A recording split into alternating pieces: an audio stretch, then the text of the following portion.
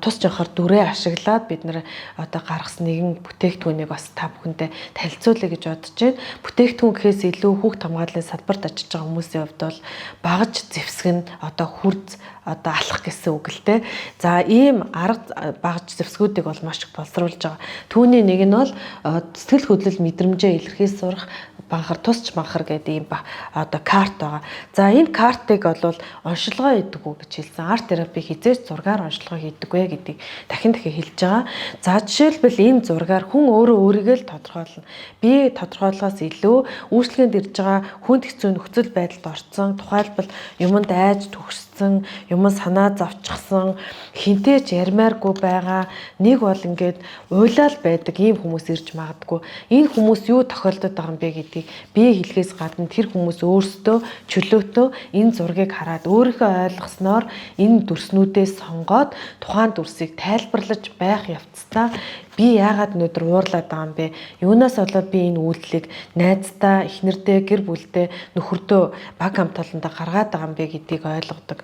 За тэгэхээр энийг ярьж явах зураа тэр хүн өөрийнхөө амьдралтай холбож түүхийг ярьдаг. Ярих нь бол илүү тэр хүнд аюулгүй, өөрийнхөө асуудлаа хүнд ойлгоход амар байдаг.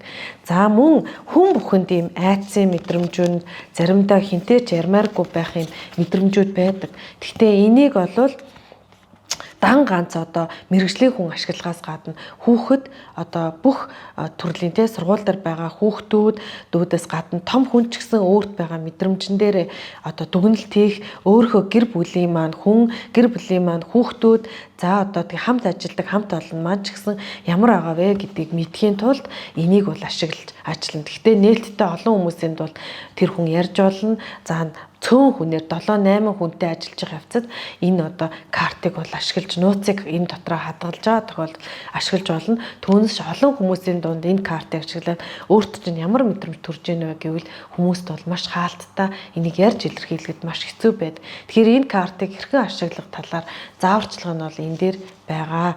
За ингээд энэ картнаас гадна бид нэр энэ төрөл бүрийн бүтээгдэхүүнүүдийг хүүхдүүдэд тохиромжтой юм хэлбэрүүдээр бол ийм сэтгэл хөдлөл мэдрэмжээ илэрхийлэх, сэтгэл хөдлөл мэдрэмжийн тухай ингээд ойлголт өгдөг байгаа.